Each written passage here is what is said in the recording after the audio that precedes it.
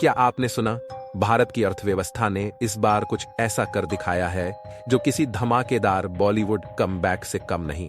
मार्च का महीना आमतौर पर टैक्स डेडलाइन और फाइनेंशियल ईयर एंड के दबाव के लिए जाना जाता है, लेकिन इस बार भारत ने सबको चौंका दिया।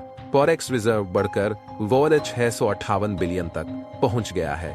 हाँ, आपने सही सुना। और इससे भी बड़ी खबर, भारतीय रुपया पहले से ज्यादा मजबूत हो रहा है। अब सवाल यह है, इतना बड़ा बदलाव कैसे आया? क्या यह सिर्फ एक अस्थायी उछाल है या लंबे समय तक चलने वाली ग्रोथ? और सबसे जरूरी, इसका असर आम आदमी पर क्या होगा? अगर भारत की अर्थव्यवस्था को एक विशालकाय तिजोरी मान लें, तो यह फॉरेक्स रिजर्व उसी तिजोरी का खजाना है। यह खजाना कैसे भरता है?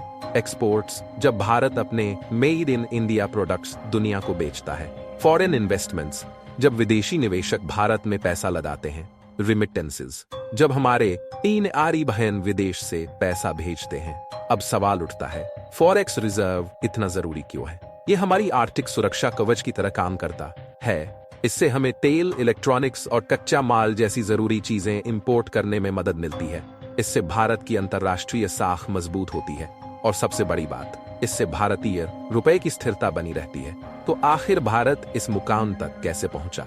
एक्सपोर्ट्स में बूम आया, मेड इन इंडिया सामान की डिमांड दुनिया में बढ़ी। विदेशी निवेशक भारत की ग्रोथ पोटेंशियल देखकर बड़ी तादाद में निवेश कर रहे हैं। और सबसे दिलचस्प, भारतीय रुपया अब मजबूत हो रहा है। आपको याद होगा, कुछ साल पहले भारतीय रुपया डॉलर के मुकाबले लगातार गिर रहा था, लेकिन अब रुपया 6 साल के उच्चतम स्तर पर पहुंच चुका है। इसका फायदा, इंपोर्ट सस्ते होंगे, पेट्रोल, मोबाइल, इलेक्ट्रॉनिक्स पर महंगाई कम होगी, मुद्रास्फीति, इन्फ्लेशन घटेगी, यानी रोजमर्रा की चीजें ज्यादा महंगी नहीं होंगी। भारत की ग्लोबल पोजीशन और मजबूत होगी, विदेशी निवेशक और आकर्षित होंगे। अब इसे एक सिंपल उदाहरण से समझते हैं। सोचिए, आप एक कार खरीदना चाहते हैं। अगर रुपया कमजोर होता है तो आयातित कारें महंगी हो जाती हैं, लेकिन जैसे जैसे रुपया मजबूत होता है, कार की कीमतें धीरे धीरे कम हो सकती हैं। अब मोबाइल फोन की बात करें।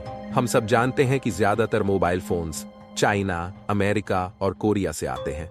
जब रुपया गिरता है तो ये फोन महंगे हो जाते हैं, लेकिन अगर रुपया मजबूत रहता है तो नई टेक्नोलॉजी ज्यादा किफायती हो सकती है। तो देखा आपने, रुपए की मजबूती सिर्फ ग्राफ और नंबर की बात नहीं है। यह आपके खर्च, आपकी बचत और आपकी लाइफस्टाइल पर सीधा असर डालती है। अब बड़ा सवाल, क्या ये ट्रेंड जारी रहेगा?